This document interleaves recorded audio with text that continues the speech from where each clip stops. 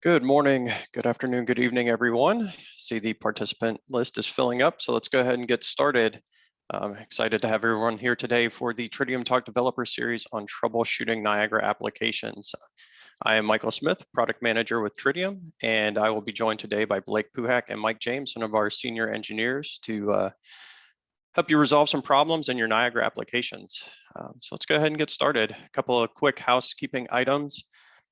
If you have questions, please feel free to enter them in the chat box, and we will answer those as we go along. We'll also reserve some time at the end for a live Q&A session. All right. So what is new with Niagara? A couple quick updates and announcements here. Niagara 4.10 is now available. Got some exciting new features and functionality in Niagara 4.10. Hopefully you all have had a chance to download this and work with the new release. One highlight here is that 4.10 is a long-term supported release build. Niagara 4.11, we have now entered the early access phase, and beta testing will be coming shortly. If you're interested in participating in early access testing and beta deployment of the 4.11 release, please reach out to Tridium Beta Test at tridium.com, and we'll get you going on that. So a couple key highlights in the 4.11 launch that I'd like to call out. HTML5 wire sheet. And deployment, we have added Ubuntu Desktop 2004 as a officially supported operating system. We've increased security with the enablement of TLS 1.3 and have done some great stuff with the alarm and archive history providers. So one other quick item to celebrate this morning before we get started. It's official that Niagara has surpassed the 1 million deployment mark. So as of this morning, we're at 1,444 deployments of Niagara. So big shout out to the Niagara community for supporting Niagara and making it what it is. And then a special shout out to our engineers, sales team, everyone at Tridium for their hard work and dedication supporting our product offering. So big milestone and looking forward to celebrations ahead. So at this point, I'd like to turn it over to Blake, and he will take it away and get us going. Thank you, Michael. Let me get this sharing. All right. So Mike James and I are going to present 4 different tools that you all may be able to take advantage of in helping you write Niagara applications when you're writing new code. If you run into problems, some of these tools will help you resolve those problems and get your tools up and running. So 3 of those tools are built directly into Niagara. And one of those tools is an external tool that you can use along with Niagara. So I'd like to start off by talking about the Developer Security Manager. So if you've been writing code with Niagara, especially in Niagara 4, and if you've been integrating third-party libraries, or even with some of your own code, you may have come across the dreaded access control exception.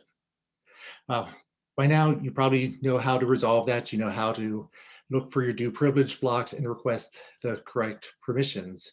But the problem that you may run into, and I've certainly run into in the past, is you get one access control exception and your application stops and the rest of it, you can't continue on. So you go and resolve that one. That's great. But then you get a second one. So you have this cycle of finding one error, resolving it, rebuilding, rerunning your application, finding the next error. And that's a long cycle to go through over and over again. So we wanted to make that a little bit easier for everyone, ourselves included. So in Niagara 4.9, we introduced a new security manager, the Developer Security Manager. So now when you run your application, in this instance, the station with the security manager disabled, rather than entirely disabling the security manager, we run a Developer Security Manager, which is going to log all of the access control exceptions that it encounters. But instead of just halting and throwing that exception, it's going to catch that exception. It's going to print it out and allow you to continue on. So you can build up a list of all the exceptions and all the permissions that your application is going to need.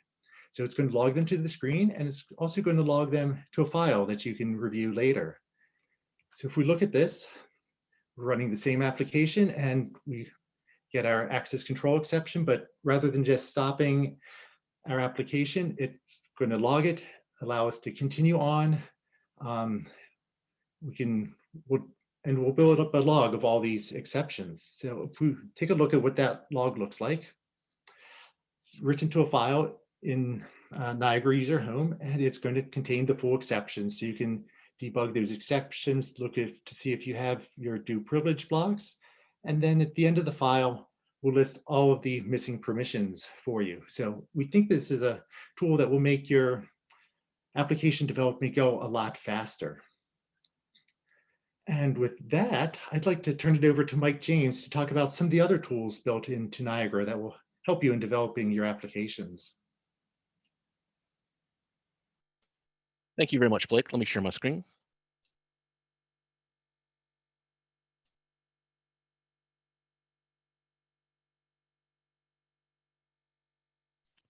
Okay, thank you again, Blake. My name is Mike James.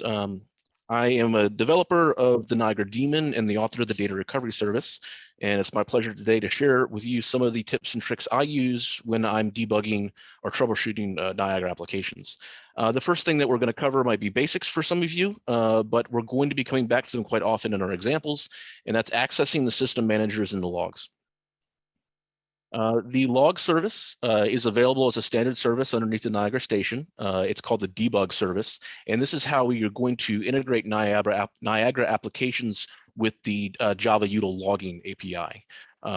By default, most of these logs are going to be set to info, but several times I'm going to reference setting these logs to fine as a way to see the behavior of these services in more fine-grained detail. In most cases, you want to have these running as info or severe in some cases, but when you're actually looking for problems, that's when you want to turn them on to fine. So as I said, this is available underneath the services. The next place that we're going to reference quite often in these examples is the system managers. And unlike the log service or the debug service, this is available under the SPY pages. So if you right-click your station in your nav tree, it's going to bring up this menu. You would select SPY. In there, you'll see the remote station has several SPY pages available to you.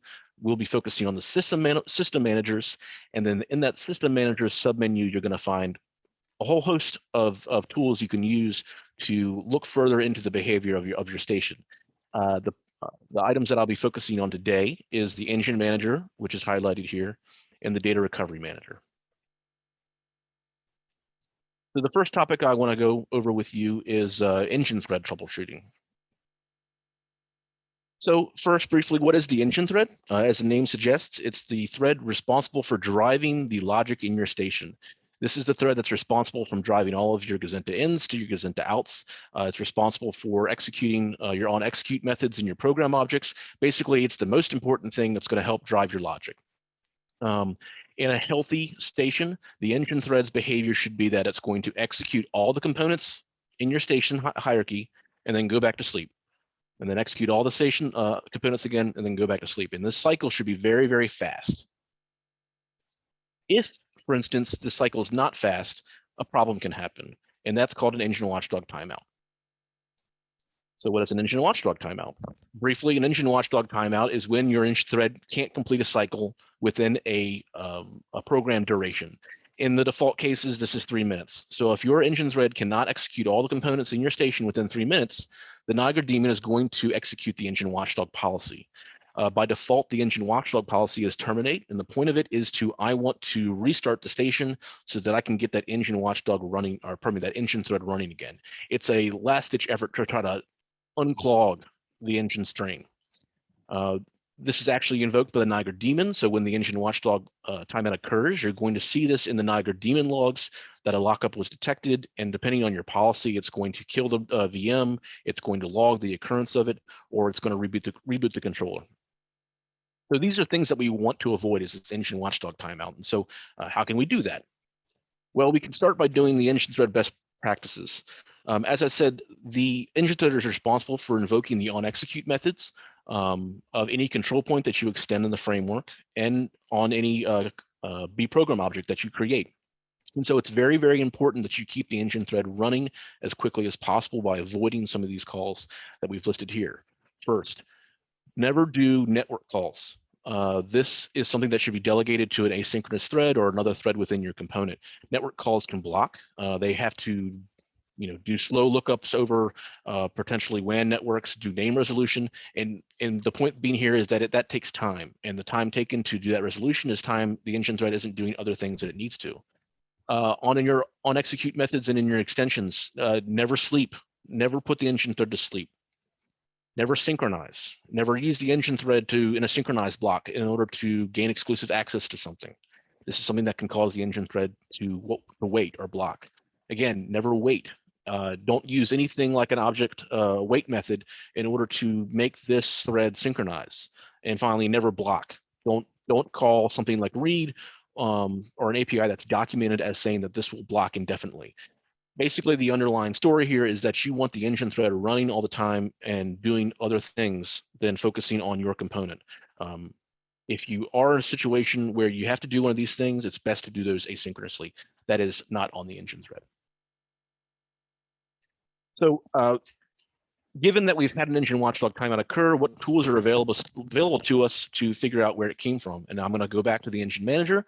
Again, this is available under SPY, and it's going to take you to this very nice SPY page that'll tell you which components are executing on the engine thread, which ones are the most expensive that are taking the longest, which actions are taking the longest, and help you understand what a healthy scan duration of your station is to recognize when it deviates from that. All this information is available in the engine manager. Again, going back to the logs, we have a couple things that you can turn on to observe the behavior of the engine thread in both the Niagara daemon and the Niagara station. That is turning on sys.engine on the log service or platform.engine monitor. And in the Niagara daemon, you can use the station registry and turning that to fine to observe events. So how about an example of using these tools to debug the engine thread? Well, I mentioned the engine hogs before. That can be very helpful in highlighting to you which the most expensive component is in your station. And under the engine hogs menu, you'll see that in this highly synthetic example, that there is a component in my station hierarchy at folder multivibrator that's taking about 2.5 seconds to execute every single time. Now, again, this is a very synthetic example, but using this information, I could go dig down into my multivibrator object and see here in my onExecute method that I've got something really silly going on, that I'm sleeping for 2.5 seconds. This is something that you'd want to remove. This is an example of a poor practice of the engine thread. So the engine hog can help you find this information pretty quickly. A second example of troubleshooting the engine thread is utilizing the information in the thread dump that occurs. I mentioned before that there are several policies that you can apply. In this case, you'd want to set that to log so that you can capture information about your device post-mortem. And when that engine watchdog policy is invoked and the application director shows the thread dump, we can see here in this thread dump that the entry engine thread is present. And we can use its call stack to see that it is sleeping indefinitely on an onExecute method in a program object. Well, that program object is probably something that we wrote and deployed on the station, and you can go dig down into your station hierarchy again and find the offending method to see this very silly thing that I'm doing, that it's sleeping forever. So very useful tools that are right in the framework for debugging engine watchdog timeouts. The next thing I'd like to cover is troubleshooting the data recovery service. The data recovery service is something that we introduced in AX. Its point in life is to help you recover from power loss. That is to say that any data that is generated between a station save can now be, or rather has been, pulled back out of your data recovery memory and is replayed on station startup in order to recover any data that might be missing during that time. Previously, you would have to have something like a UPS or a very high resolution save in order to minimize data loss. The data recovery service does this for you. The most common problem we see with the data recovery service, though, is that it can cause performance problems. And a lot of people have disabled it as a solution. I would discourage that in almost every single case. The problems in the data recovery service are almost always related to too much data being captured by it. And fortunately, we have the tools to be able to ignore it. So as I mentioned before, there's a system manager for this. We're going to be using the data recovery manager that is down under the system SPI as before. There's a lot of good information here with how to interact with the data recovery service that we'll be using. And then again, we'll be referencing the logs. These are going to be used to help you find when items enter the data recovery service and where to find them and how to ignore them. So these data recovery service entries are the plat data recovery, the system, sys.data recovery, history.data recovery, and alarm.data recovery. Each of them relates to their specific space that's being used. So the best practices for components. I mentioned that the data recovery service is going to be sitting and looking for component changes. If you go down into the data recovery SPI, you're going to find this section called data recovery sources. And if you click on the station link, this will show you all of the components in your station that are currently being backed up by the data recovery service. This is very helpful if you want to find noisy points. In this case, I can see that I have the out value and the status and alarm state, normal time count, time of last alarm. All these are the things that are changing the component space that are being backed up by the data recovery service. So what if I find a point that's in here that I think is superfluous and I don't care about? Well, I can ignore it. If I go find that particular troublesome point in my station hierarchy, which should be easy enough to find based on the SPI information, I can go to its out slot, I can right-click its config flags, and then I can explicitly mark this component non-critical. This will prevent this point from entering the data recovery service. And if it was the source of high volatility, then that performance degradation should go away. Now, there is a consequence that this data point will no longer be backed up by the data recovery service, and you would lose the data that could happen during power loss. But this is your decision to make. And you should evaluate the trade-off of keeping this data in the data recovery service and losing performance, or helping your system run more smoothly. The history service is also backed up by the data recovery service, and in a similar fashion, it can be the source of a lot of noise and performance loss. We have the same tools available at our disposal. If I dig down into the engine manager, the data recovery manager, and I find the history slot, I can see which histories are entering in the data recovery service. By default, all histories are backed up because they could be important and we don't really know. But in the same way that you can ignore components, you can ignore histories. In this case, you would dig down into the history config of whatever extension is causing you problems, find its ID, right-click on that, and select non-critical. From that point forward, any changes from that particular history extension will be ignored by the service. So let's find an example of troubleshooting a problem point using the information that we just reviewed. And so I have here the component space, which is highlighting that a multi-vibrator out value has changed 183 times. That is much noisier than anything else in the station by that occurrence count. So it's probably something that's worth my attention. And if I look at the logs, I can see that this point is changing at a frequency of every second. So that's going to generate a lot of noise. I have all this information about its path. And so I'm going to go into the station hierarchy, find that point, click on its out slot, mark it non-critical. That will allow me to ignore any components or history events in the data recovery service at my discretion. I do want to add that the alarm space also is backed up by the data recovery service, but those events cannot be marked non-critical. The last thing I'll cover is YourKit integration. I've shown you a lot of tools that are available in the Niagara framework through the SPI pages and logs to help debug your station. But there's a really cool one that we use called YourKit that will allow you to attach to the station process or the workbench process in your developer environment to get a whole host of information out of this Java process. At this point, we're moving beyond the Niagara tools and really into Java debugging. So YourKit. This is available at YourKit.com. You would be using the Java profiler.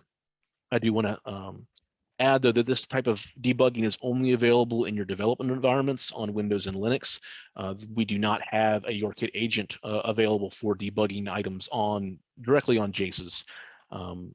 Those run QNX, and the agent has to be compiled specifically for that architecture, which is not available to us in the default distribution. So the goal here would be that if you have a problematic JASE, you would copy that station to your Niagara environment on your Windows, your Linux machine, or perhaps you have a supervisor that's misbehaving, and you're going to use YourKit to attach to it. Another prerequisite to this is that you need to have the developer feature in your license.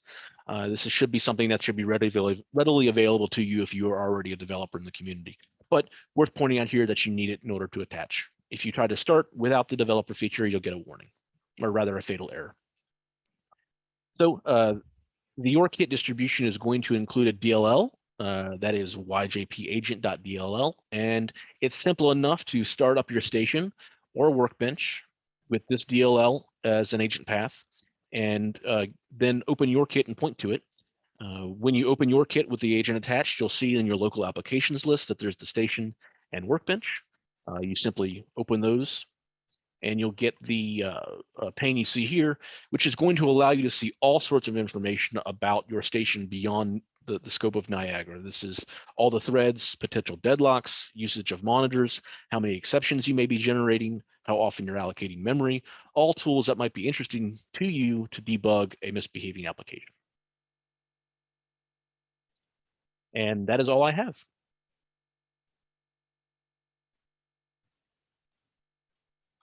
Mike Smith. Great.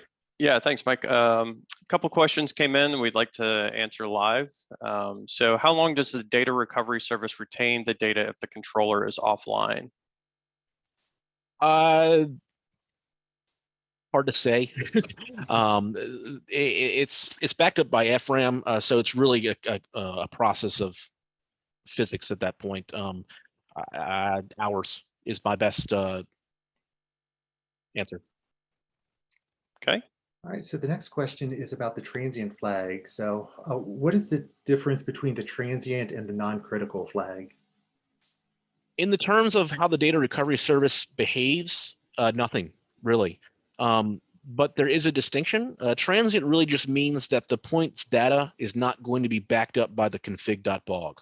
It's not going to be written. Implicitly, that means that it's not going to be retained in the data recovery service because we don't back up any slots that aren't in the config.bog. The non-critical flag is kind of a subset of that. You can still have a point be in the config.bog, but you can also mark it non-critical. If that makes it more clear. Thank you. Another one with the non-critical flag, can we use the program service to set multiple objects to have the non-critical flag? Sure. Great, that makes that much easier. I mean, Blake, do you agree? I agree, think, yes. Yeah. Let's take a look at some of these other questions here. We've had a couple of requests for a cheat sheet. We don't have one available right now, but this presentation is being recorded and it should be posted to our website probably sometime next week. We have a couple more talks in this developer series, 2 more talks, and after the conclusion of this developer series, we're going to work on a way to distribute all of these slides to everyone. So how far back are these tools available? Well, that developer security manager that I presented on was introduced in Niagara 4.9. I know a lot of the logging and the engine managers go back as far as, well, the Niagara AX and 3.0 days. How about the data recovery service, Mike? The data recovery service was introduced, I want to say, in 3.6, almost a decade ago. The data recovery service manager was made available at the exact same time. So for all conceivable installations at this point, it should be available. Great. So back in the AX days, we could hook up Eclipse to debug and step through our code. Is this something YourKit supports, or is it something we want to continue to use Eclipse and IntelliJ to do? I haven't used YourKit as a breakpoint manager like that. I would have to do some more research on that question. Okay, but obviously the Eclipse and the IntelliJ debugging are still available in Niagara 4, so those are options. So could I use the tools mentioned in this presentation to track backnet network errors and misbehaving backnet networks? If you had a highly volatile point in the BACnet network that was being captured in the data recovery service, then you could use those tools, and you would mark such a slot non-critical. The engine manager might be a little bit more useful there. If you have extended anything in the BACnet network and you have custom control points running out there, and those control points happen to be making calls that block against the network, sending and receiving messages, you would be able to use the engine manager to find those components, yes. I think that would be the limit, though. I would also recommend looking at the logs and enabling some of the BACnet fine, finer, and finest logs. I think would also help in tracking down BACnet errors.